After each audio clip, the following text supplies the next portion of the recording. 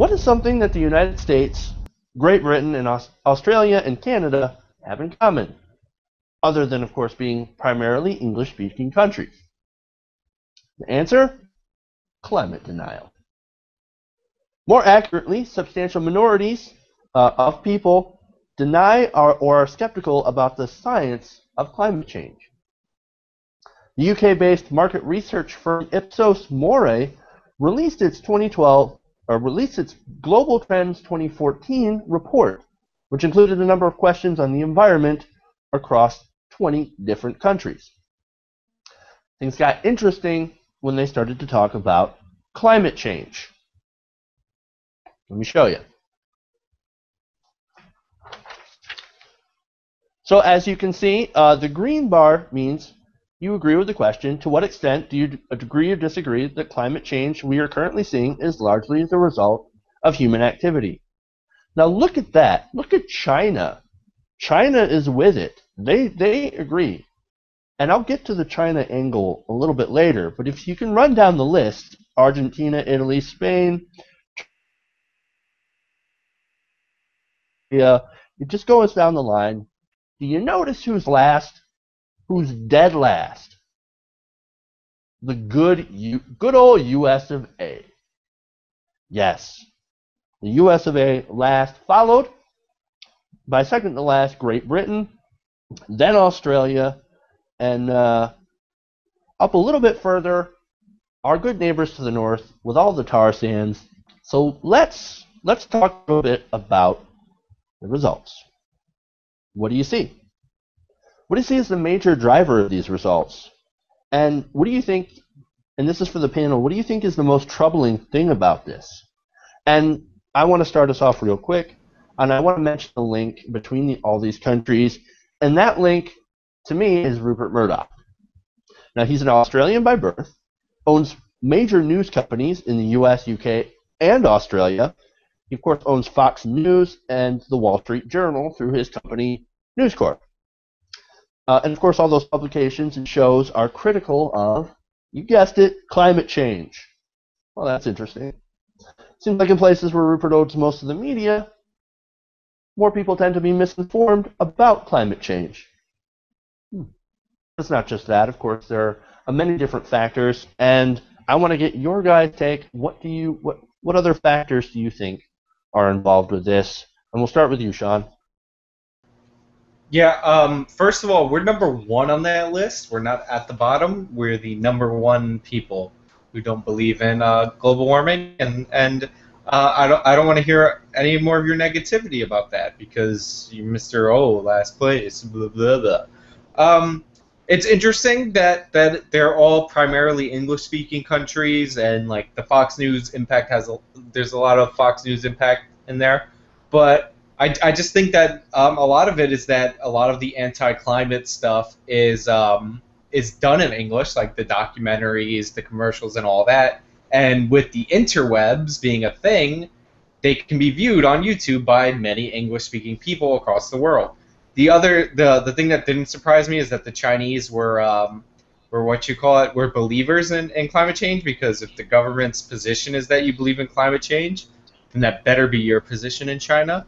So I'm not quite buying that, Sean, but I'll repeat that later. I'm just saying the Japanese was a weird thing because the Japanese are nuclear power, which is a cleaner form of energy, and they're not. I think they're not above Canada, because we're counting from America back on that chart. So that's kind of surprised me, but I think it's a lot of just English-speaking stuff goes out to English-speaking parts of the world. And we're number one in the world. Number one in climate denial. Yeah. Oh, wait. Jordan, what do you think? I think there's some merit to what Sean said there. You know, it doesn't cut all the way across the board. It's a generalization. Looking at the chart, there are some outliers, but there is a bit of a correlation here with, on top of English speech, freedom of speech. That, this is one of the risks that we take, that whenever we make a principled stand and give people the right to be completely wrong in public, is that if they've got a better messaging machine and they've got the money, um, you can get a lot of bad ideas out there. And the countries towards the bottom or top of this list, if we're going with Sean's inversion, have a really strong tradition of freedom of speech. More so, again, there's Russia's towards the bottom. There are exceptions, but generally speaking, more so than the countries at the on the other end of the spectrum. Um, and then another thing that I think the Rupert Murdoch point is a solid point. Um, Although, with the exception of Fox News, green initiatives are a really big part of the Fox network. Because Rupert Murdoch is from Australia, that is kind of an example of science making a difference because of the ozone problems that they had there in previous decades that have not been resolved, but have been made a lot better. But another trend that I see on this list is the fact that, like, the places that believe in climate change, these are places that are really threatened by it. It would be really interesting to see some of these, Micronesian and other, Pacific Island nations and stuff like that. I guarantee you those folks believe in climate change because they're looking at buying new land to move to because theirs is going to be gone in a few generations. Um, and places like America and Great Britain, again, Australia really kind of stands out here as the exception. Like we live in more temperate climates, so we don't see it as much. We also tend to engineer the climate around us a bit more than some of these other places do. In the South, in America, everybody's got air conditioning because it gets really hot here and it's unpleasant. So what do? We make it pleasant, and it's kind of an out of sight, out of mind thing. And some of these other countries, that's not necessarily the culture, or it's not necessarily feasible. But that's kind of our approach, and I think that has a lot to do with it. But yeah, the English trend's a big one. I think the Rupert Murdoch thing is real. I mean, there's a lot of little things I think that add up to this. But what I want to see is the data between oil exporting countries, of which, or oil producing countries at least, of which Canada, Russia, and the U.S. are huge players, happen to round out the bottom. I don't know how much some of these other countries are. I mean, gosh, well, some of these countries up at the top are also pretty big oil producing countries, I think. So Well, I don't know. especially look at China. China doesn't do a lot of oil, but it sure does burn a lot of coal, which is once again a huge factor in climate change. I think that's what this gets to, is this shows the power of speech. Like, this is why freedom of speech is so important, and why the media needs to exist to hold powerful players who have loud voices accountable, and why decisions like Citizens United, where money equals speech, are so dangerous. Because whenever you give people, you say money is freedom of speech, and that means some people have a lot more speech than other people have, and that's powerful. And so, like, you try to find one unifying trend to why these countries are at the bottom, and there's not one, right? Like, there's again, English does kind of round out the bottom, but the big thing here is, even though there's trends that influence it, at the end of the day, it's where are the most powerful voices in each respective country. And Russia, even though Russia's so different from a lot of these Western countries that are that it's hanging out with there statistically, the oligarchs and the natural gas exporters, have a loud voice. In America, Fox News is, as much as we give them a hard time about how old their audience is, they are still the loudest voice in our media. And it's true in these other nations. I guess apparently the players have sorted out the other way. Sean brought up an excellent point about the Chinese government pretty much dictating what people believe.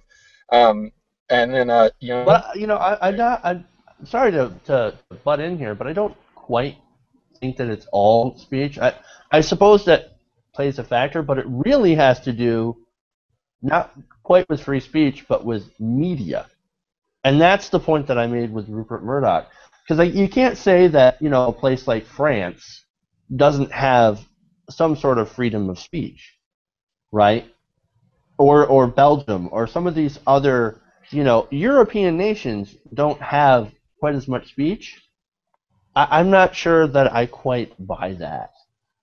Well, But, the French government you does know, you said dictate what that Muslim it's women just, can wear, so that's a pretty big impediment of freedom of speech. what's that?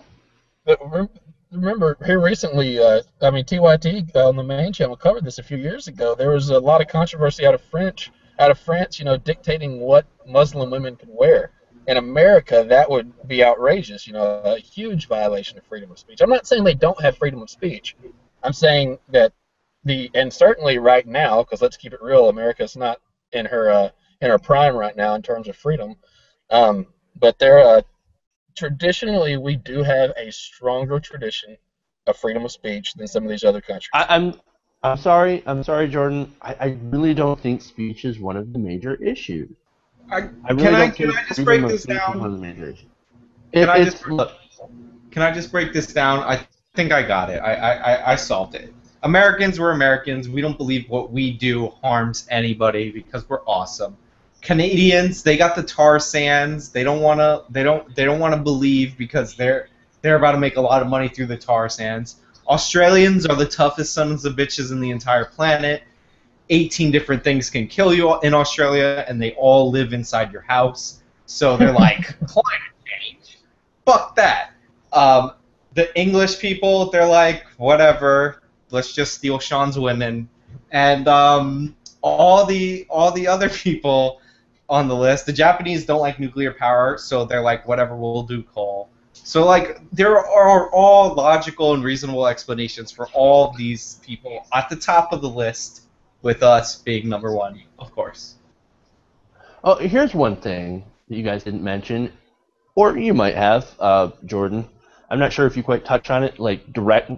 I think you might have touched on it indirectly when it has to do with money, Citizens United. But I think a lot of it is neoliberal economic policies, stuff that favors big business, less regulation. You know what I mean? If you're favoring big business with your policies, and you also allow, you also have ads being run, once again tying into the media angle, you're going to have a populace that is more confused. You're allowing them to sort of muddy the waters. But and also, on that same vein, before I go on to the next point, you also have a prevalence of these industry-funded think tanks that will put out these studies, these fake studies saying, don't worry about carbon. Carbon's fine. It'll help green the planet. Everybody loves carbon. I don't know what you're talking about. Carbon is awesome, and we'll do just fine just dumping just as much carbon in the atmosphere as we want to. What are you going to demonize carbon? You're a Holocaust denier or something. You've got those factors that tie in.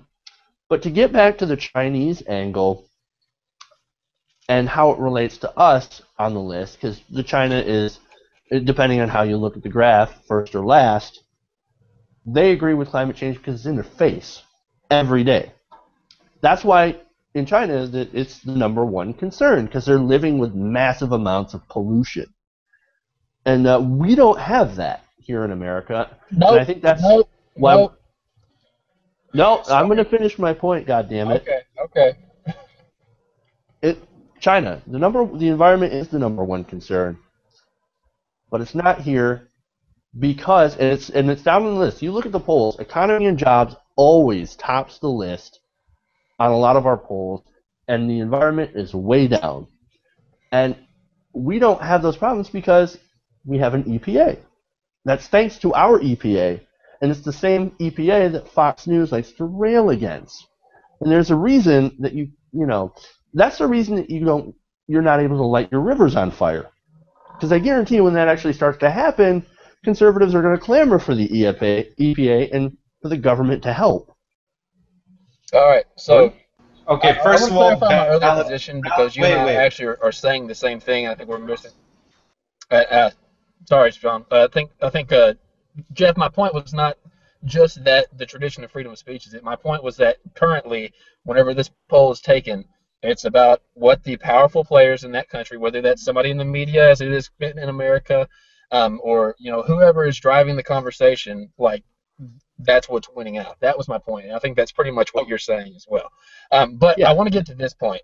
So smog and the problems that China deals with right now that's not climate change. That's an environmental crisis.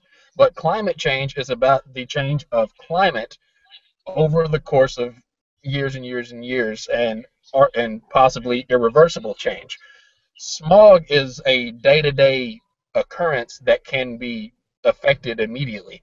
And in America, we used to have almost as bad of smog as they have in China now. NPR literally ran a segment this week called "We Used to Be China" about that. And that the American approach was to bring about the EPA, like you said, and to crack down on some of these smog emissions. And the amount of smog now compared to what it was in the 50s and 60s, it's drastically reduced. And China is taking a different approach. Instead of going kind of a big federal route, they talked about how some of the local provinces are trying to crack down on it, because that's really who holds the power in China. But anyway, all that to say, I brought up that as well. Like, one of the trends here is the countries that are most at risk from climate change are the countries where people believe in it most. But China's smog problem is not a climate change problem. It's an environmental emergency. But those are not, the same thing. But it is caused by the same thing, though. It is caused by rampant, That's true. unregulated pollution. Absolutely. So it is the same issue. When you think about it, look, the question on this is to what extent do you agree or disagree that climate change that we're currently seeing, which I guess would include the smog, right, but also would include the actual climate change that we have now, is largely the result of human activity. And that was the exact question. I think your best point, Jeff, about China is that since they're seeing negative consequences from coal that are not necessarily related to climate change, they're more inclined to believe that coal would lead to long-term problems like climate change. But it's actually coming to the right conclusion out from the wrong evidence, because coal impacts them daily because of the pollution, but the carbon pollution might not necessarily make you sick. Actually, it won't make you sick at the time, but it has a long-term effect of causing climate change. So the Chinese are last on this list, by the way I'm counting, or first, depending on how you're counting, for the wrong reasons, if you get what I'm saying. All right, so in closing, America's number one. In closing, for me personally, I think that this is a great survey, because whether you like to look at it the way that Sean does, that's not how most people will look at it. It shows that how behind we are and why. If people are consistently lied to by the cranks at Fox News and the Wall Street Journal, or the Sun if you're in the UK, then that's going to cause problems with actually trying to do something about it. But there's at least one positive that I can take away from this, and it's that when you look at the graph, when you look at this chart, you can see that the deniers are actually still, here in the United States, they're actually still a minority. Now, they're a sizable minority, but they're still a minority, and that says that we still have hope, that we can actually do something. Now, the problem, and I'll counter my good point with a negative point, is that the money is still behind denialism, and that the money, as you can see, it can have a huge impact on public opinion.